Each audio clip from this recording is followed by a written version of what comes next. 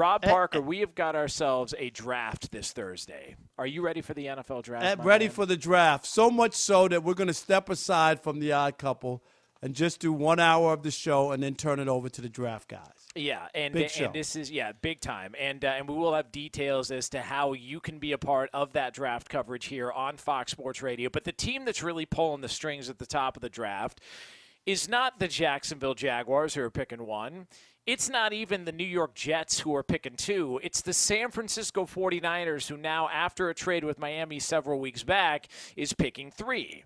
And the rumblings out of the NFL, Ian Rappaport and others were the first to report on this on Sunday, that the 49ers have narrowed down their decision in what feels like either Mac Jones or Trey Lance. That is where they're going. It is no longer Justin Fields. There's been some switching of the odds back and forth. One guy favored to go number 3, the other guy. Kyle Shanahan admitting they're taking a quarterback with the number 3 pick. There's a lot of angles to this. What happens to Jimmy Garoppolo?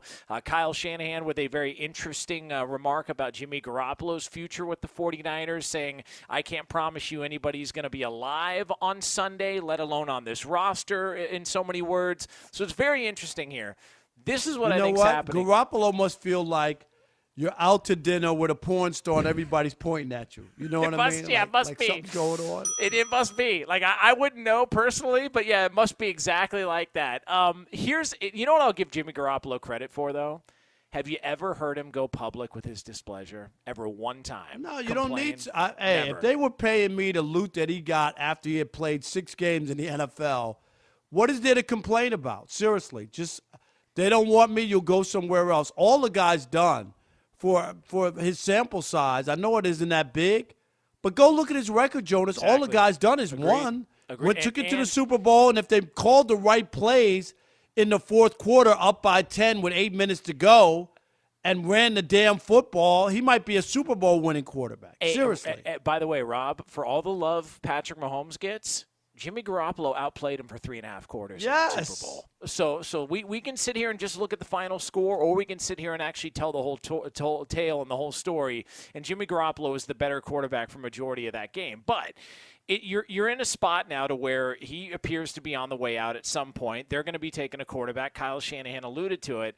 This whole, we're not sure yet who we're going to take. It could be Trey Lance. It could be Mac Jones. I think it's complete garbage. I think it's BS. I think you don't make the move unless you're pretty sure that your guy is going to be there at number 3. And they knew their guy was going to be there at number 3 because they probably made a call to the Jets and their former assistant, Robert Saleh, and said, who are you guys taking it to?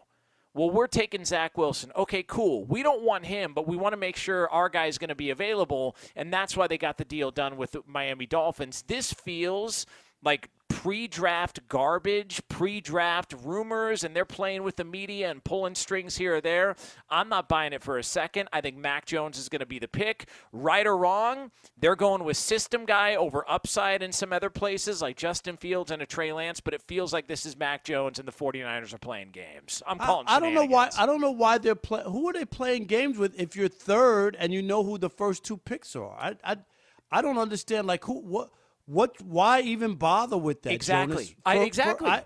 If you were 4 and there was somebody who in a chance could take, if the first 4 picks were going to be quarterbacks and your guy was trending to be 3, you know what I'm saying? And you were playing that game trying to psych out the other team or talk down to the guy you really want or make something like that. But if they're 3 and we know who the first 2 picks are, they should just take who they want. Exactly. It doesn't make sense to me. This is the one thing about the NFL draft that sometimes the double talk, the storylines, the information, it's just confusing because it makes no sense. It's crazy. It's totally crazy because they're in the pole position.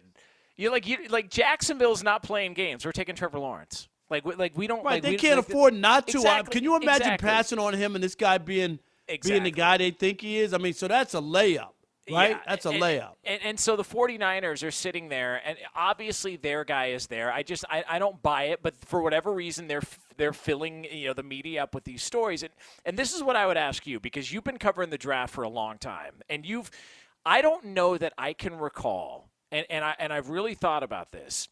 outside of maybe the combine, but I don't think it's anywhere close.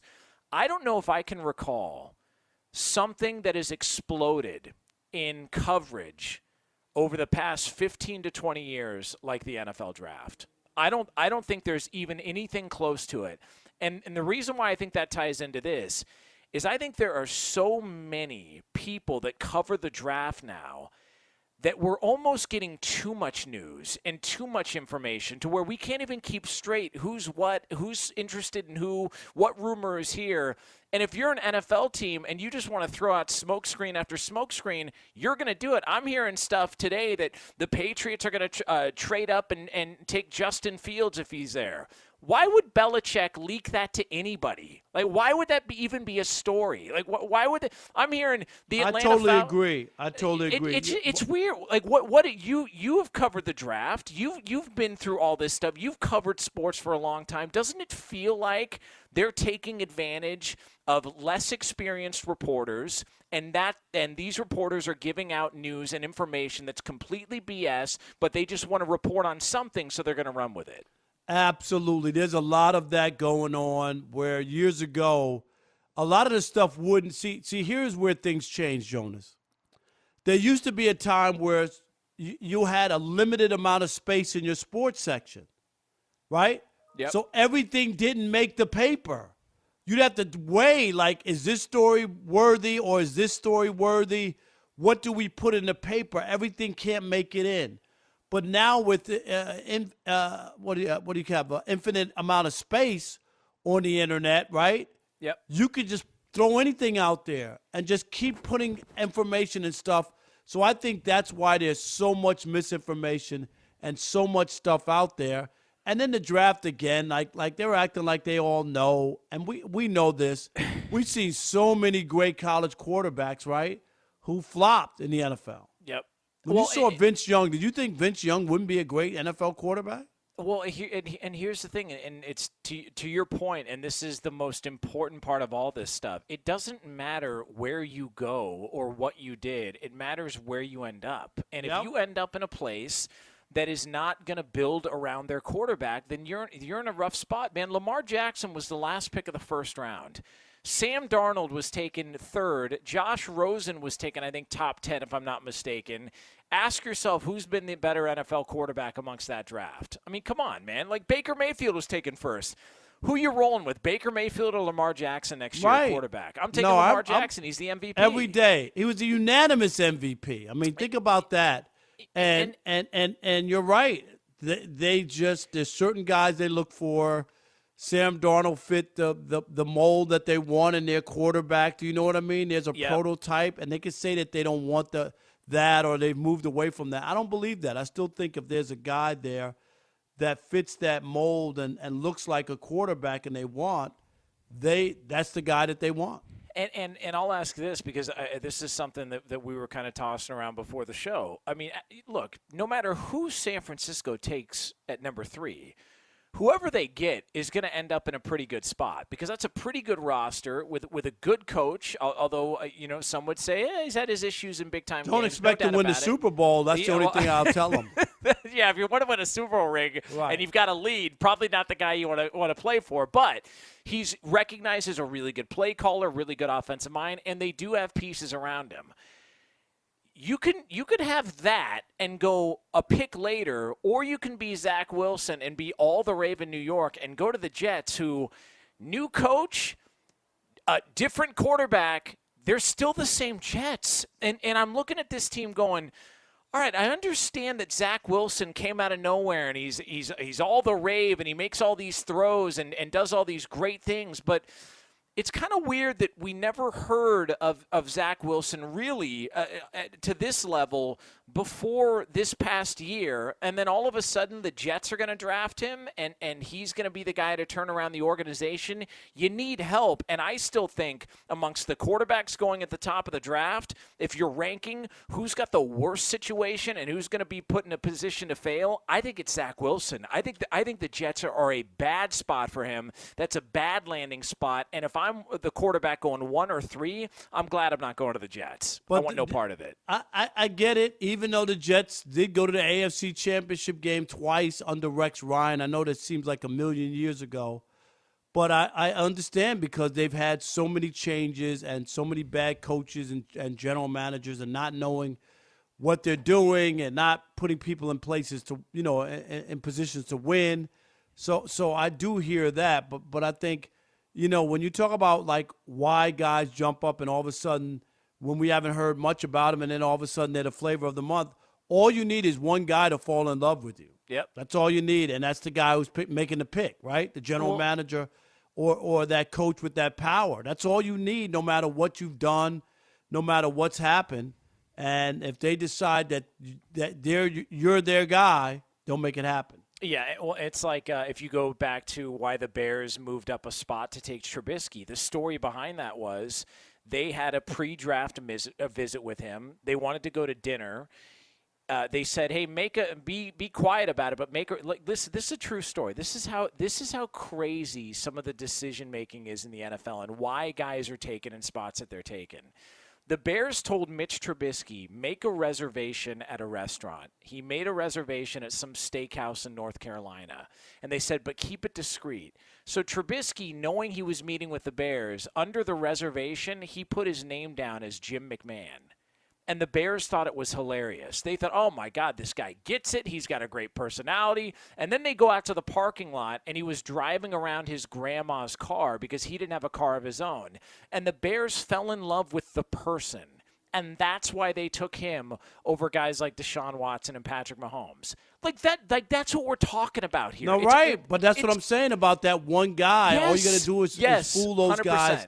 And that's why I was saying the thing about Trevor Lawrence. Yeah, you could just lie to him. Do you know what I mean? Right. You could just lie to him. Oh, nothing matters. I lost those 2 games in college. I didn't sleep for a week after either one of those losses. Oh, they love that guy. Yeah, guy. He didn't sleep. Of course. Oh. Yeah, he says all the right things. Like he's got all the answers to say. Yeah, so this is the whole thing is bizarre. But who is going to be the guy that you think is destined to fail at the next level? Drew in New Jersey. You're on the Odd Couple, Fox Sports Radio. What you got, Drew? So I got Justin Fields being the worst quarterback in that draft, and I got Trevor Lawrence the third best quarterback. So who do you have first? Since you're going, Trey Lance. He's a 6'3" version of Russell Wilson. I say in 2 years he'll be a top 5 quarterback. All right. I mean, it didn't play a whole bunch. Doesn't have a ton of starts. The Justin Fields thing, I think, is weird, Rob. I don't. Tell me if you think I'm crazy, because I've thought about this as to why people are so out on Justin Fields, and I get all of the there was times where he had some bad tape and made some bad throws, and he didn't look good against Indiana, and he wasn't great against Northwestern, but he was awesome against Clemson. He was awesome, and he showed toughness, and he made all the throws. Right. Do you think that people in the NFL see what happened the last time an Ohio State quarterback was taken in the first round in Dwayne Haskins, and do you think maybe in a way he's being punished because of Dwayne Haskins' issues at the next level? Because it's not only just him. The Ohio State quarterbacks have not fared well in the NFL. I think that's a thing. And the black quarterback thing is still there a little bit too. I mean, I know there are great black quarterbacks in the NFL, but I think both of them just don't bode well for him. Despite when you look at the top 5 earning quarterbacks in the NFL, I think they're all black. Yeah, and I would agree, and I think that's why it didn't work out for Craig Krenzel from Ohio State. Is that what it was? Yeah, I think. All right, you're a mess. Joshua in Columbus, Georgia. You're on the Odd Couple, Fox Sports Radio. All right. Yeah, this is Columbus, Ohio, actually, too. So Justin Fields, just first off, I think is clearly 1B in this class, and the hate for him it really doesn't make any sense to me. I think, honestly, the Jets being incompetent and having Wilson over him is really the only thing that's the reason. If he doesn't go number 3, then San Francisco is insane. But Trey Lance, for me, is definitely the bottom of those top 5 guys. I mean, if we look at Justin Fields last year, if he wouldn't have played at all, he probably would have been number 2, no question. He plays bad against Indiana and a little in Northwestern, but kills Clemson, and then he's dropping. So we had one game at Trey Lance. Let me ask you this: as you're a Buckeye fan, obviously from Columbus, Ohio. There you go. But you got to admit the history of Buckeye quarterbacks is just not good. Yeah, I'm not. I won't take that. That is definitely true. To be fair, though, the only one that we've had that was really NFL caliber recently was Dwayne Haskins, and I mean he was talented. He really got in his own head, and he wasn't really wasn't really great off the field either. But I can see that argument. But you know this from being there in Columbus. Even Urban Meyer was saying, I think he's coming out a little too early. I don't think he's ready. Even his own, like Urban Meyer, who knew him as well as anybody, was saying, "Listen, I don't think he's ready for this NFL level, this next level. I don't think he's ready for it." And as it turns out, he wasn't for all the other issues. And I would just say this, Rob, you were in Detroit for a lot of years, okay? Detroit had really good players during that time. They drafted really talented guys. Stafford's a talented guy. Calvin Johnson, Barry Sanders. They had really, really good players. Herman Moore before that people forget about. Dominic Raiola was a really good offensive lineman. They had really good players there. Chris Spielman. And I don't know about you, but all those good players have amounted to nothing in Detroit. This isn't the NBA where you can just draft a guy and your franchise is set up and all you need is that one guy. You need help. That's why I think Zach Wilson is the guy that's set up to fail, because I don't care how good he is. If the Jets are garbage around him, they're completely screwed. No, there's definitely an opportunity where that could not work out. And Joshua, don't be friendly with Jonas. He once said that happiness was seeing Columbus, Ohio in his rearview mirror as he drives off. So he doesn't have love for your town. Unbelievable. Like, that is just taken totally out of context, all right? That is totally out of – it's not a lie, but that's taken totally out of context from Rob Parker. He is Rob Parker. I'm Jonas Knox. By the way, speaking of the NFL draft, for the very best NFL draft coverage, tune in to Fox Sports Radio throughout the first round of the draft on Thursday. Catch the NFL's best information man, Jay Glazer, draft analyst Bucky Brooks, former number 2 pick LeVar Arrington, and Fox's Kevin Burkhardt. They will be live throughout the first round beginning at 8 p.m. Eastern Time on Thursday. That's this Thursday, 8 p.m. Eastern Time. They'll have pick-by-pick predictions and reactions to all 32 first-round picks. That's Thursday night, this Thursday night at 8 p.m. Eastern Time. Jay Glazer, Bucky Brooks, LeVar Arrington, and Kevin Burkhardt right here on Fox Sports Radio and the iHeartRadio app.